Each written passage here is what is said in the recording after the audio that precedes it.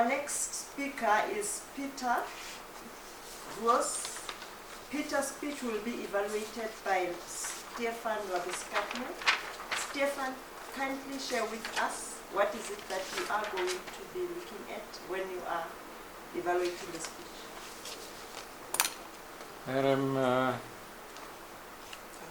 Madam Toastmaster, Pieter is doing his level 4 L4P2 in presentation mastery, and the title of his speech is My Project Experience. Now he's actually delivering two speeches. The first speech that he will be delivering is 2 to 3 minutes, where he will be talking about the purpose of the project, that is to practice developing a plan, building a team, and fulfilling the plan with the help of their team. And also the purpose of the first speech is for the member to give a short overview of the plan of the project. So he's going to talk about the planning his project, 2 to 3 minutes in his speech, and then the next 5 to 7 minutes is about executing the program or the project. The purpose of the project for the member is to share how the project was delivered. So I'm going to have to evaluate two speeches for the same price. Sure. The purpose of the second speech of the member is to give a short account of the project delivery. And that is pretty much what I have to say, Madam Toastmaster. Thank you so much. Would you like to share with our timer how do you prepare, or how you have prepared? So the first speech must be 2 to 3 minutes also. So you can give me the number on 2. Right? Yeah. The second is 5 to 7. So if you could give it to me on 5, that would be useful. Okay. That's what I thought. Thanks. Will he be able to know when you move from one speech to the other? I will make clear when I conclude the first, and then you can stop the time on the first and give him time to reset. Thank you very much. Ladies and gentlemen, please help me to welcome. Douglas, do you want to say something? No. Oh, you okay? Ladies and gentlemen, please help me to welcome Pieter Roos with a speech titled My Project Experience. My Project Experience, Pieter.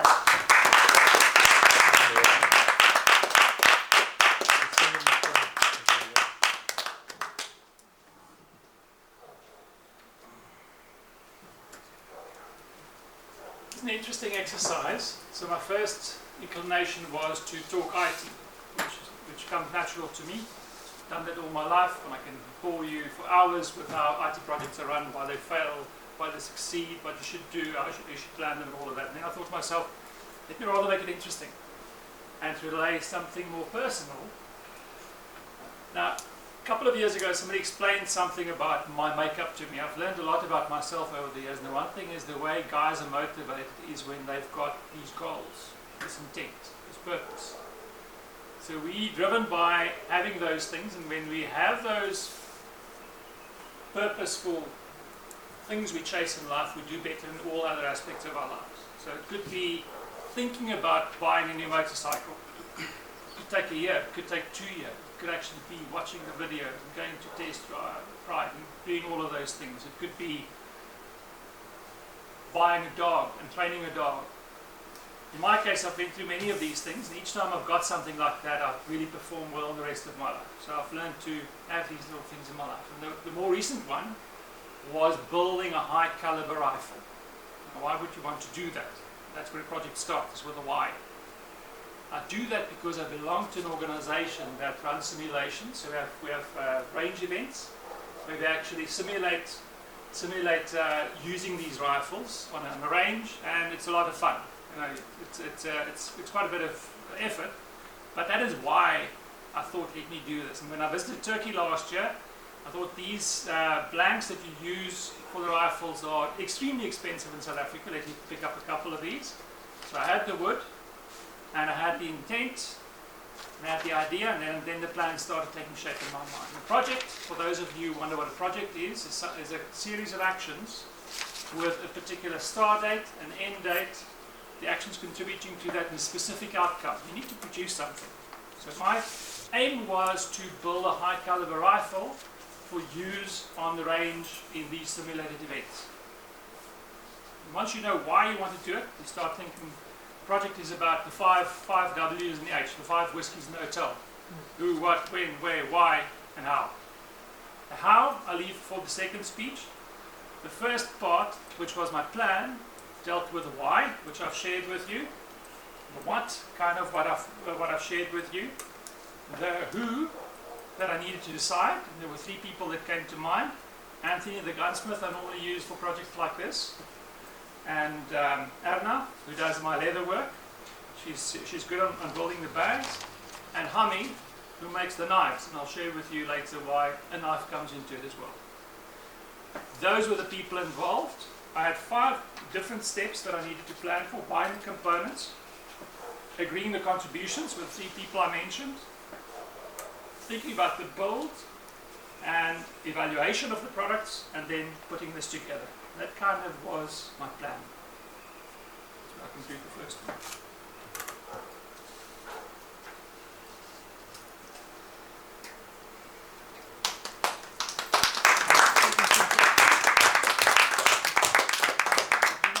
In case, I know Stefan needs to make notes and things, so in case he has notes to make, let's give him a chance. And the reason I did it this way is it's actually more efficient to do it this way, because if I came back and I had to explain to you what the context to the second speech was going to be, I was going to repeat this anyway. So I was going to waste your time. So bear with me for doing it this way. Can I ask, while Stefan is, how is the project outlined for you in terms of how, is this your own initiative? Yes, my initiative. As you explained now? Yes. Okay. And as I explained, it's one of those things I need to keep myself going in life. I know it's odd, but I've been told that's the way men function. Luckily we had a speech cancelled. Good, so luckily, hence we have more time. I see Stefan to work is on still it. writing, so But we're flexible. We're flexible. Good. You know? Yeah, thank you. Is this your last path for level 4? No, I think I've got one more. So he's There done might one. be one more. I think there's one more. I need to Yeah. see. Yeah, he's Is done my one. third, or is that the last one? Could be. Yeah, because mine's got 2. For some reason. Okay. I need to do one more. For level 4. Because I need to It do depends. I think it dealing with depends on the difficult project. people. And this one. I think you might be right. Yeah, will depend. That would be nice. Okay, Stefan, Okay. you good? Yeah, I'm fine. Okay, let's start the counter on speech 2. So knowing why I wanted to do this and what I had in mind, I then had to set the plan in motion. So the timeline for the project was October to December. And having agreed with the people what to do, I then had to move forward to procure the various items. I had the walnut blanks that I purchased in Istanbul. I went to the guy's factory and I actually got it, and it's actually fabulous. Just the smell of it, it's like smelling coffee. Smelling wood is one of those true pleasures in life. Feeling wood under your feet, so I love wooden floors. Smelling wood, smelling coffee. I've got a very acute sense of smell, so that's why smell is important to me. So I appreciate that. And the smell on the range. There are several components. So you need the stock, which was the blank. You need a barreled action. That's the barrel is the thing that you shoot the bullets through. The action is actually the trigger and the mechanisms that you use to control it. That fits into the wood. So the gunsmith, some gunsmiths are old school, they build most of these items. I don't do that to poor Anthony. He's got enough other projects to do. So I normally procure an action and a barrel and the wood, and then he shapes his main activity is to shape the stock so it fits me. So it's long enough and it actually fits the rifle, and that works well. So the blank came from Istanbul. The action I found through a company called Musgrave. They're based in Ermelo, and they build big rifle actions, because you can't just have something weak in there, otherwise it will explode in your face. And you sit on the range and the paper's untouched and your face is blown away. So you need to think about safety. I bought a good strong action from the guys in Ermelo. A friend of mine in Cape Town has a connection who imports barrels, because you need a good barrel that will actually be able to withstand all of this in the right caliber. I decided on a 404 Jeffrey, which is a Game Ranger, one of the old Game Ranger calibers, not very well known. And I got the barrel. So getting the components for the barrel, I then needed to talk to Ami. He's the knife guy, and with a nice rifle, there's always some wood left. You use the wood for the handles, and you make a knife that actually fits into the set. And the third person was Arna. And I do enough other hunting in the year. We don't buy meat. I actually collect all of our meat that we consume every year. I go and harvest that, and then I keep the skins, and we make something out of it so that we actually use everything. So I had a nice eland skin, and I had an old zebra skin for the other side, and I thought, I agreed with Arna that those would be the components. So we talked to everybody, we gathered the components, and then I sat down with each of them. Now, they're not together, so I actually have to manage each of them.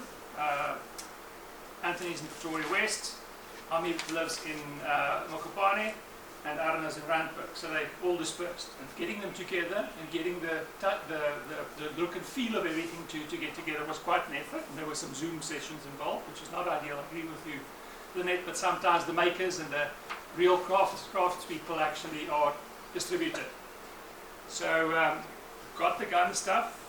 I sent Hami the piece of wood from the blank, sent that to Mokopane so that he could make the knife handle, and I took the eland skin and the zebra skin to Arna in Randburg. She broke several needles on the zebra skin because it's very thick. But then I had to check in with them week by week, because it's an iterative process. It's not just something that you build from plan like a Lego where you say step 1, step 2, step 3, step 4. So I had weekly check-ins where I went to Anthony's workshop in Pretoria West, and he would show me, he would say, is the length comfortable? So let's fit this thing. What do you think about this?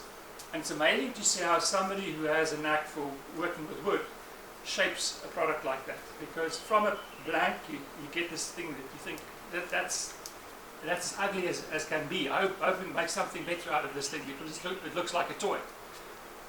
He shapes that into something, it smooths it, and once you think this is actually quite beautiful, and the walnut's actually coming into its fullest, he starts the, now I've lost the English word, he starts the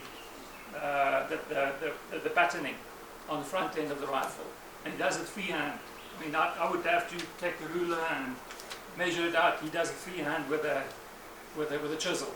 It's amazing to see this guy work, and the way he puts that together.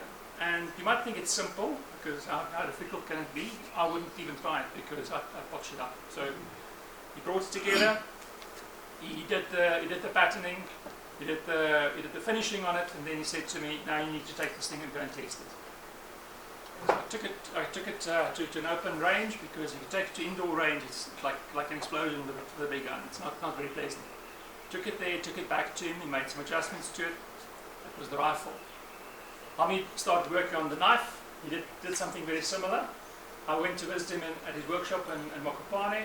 That's a much easier thing, because you can actually you can measure the grip and the handle. You can shape it early on. There's a lot of steel work involved to get into the shape and get the ergonomics right. But he manages to do that. That's one of the simpler things to do.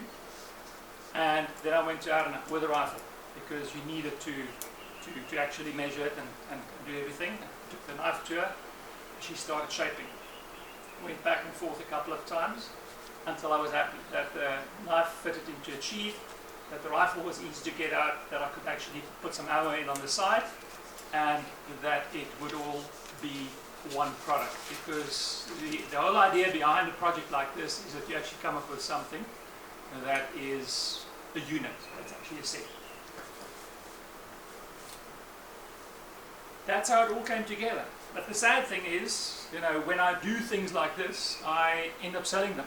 And you take them to the range a couple of times, and then you think to yourself, this is actually too nice to manhandle, to be rough with. a collector would actually do justice to this. So I actually need to partner with somebody more responsible who wouldn't mess it up, who wouldn't turn it into a work item, and would actually appreciate the art and the craft behind it all. Because most of my other rifles are work items. I take them, I use them, and when the days come, you replace them. I try not to be too sentimental about this. A project like this is something sentimental. It's something that you do for generations to come. Something that you hope that will be there, will be an exhibit one day, and that will give somebody else pleasure like it gave you pleasure. So that's my account of a project, and I hope it wasn't as boring as an IT project.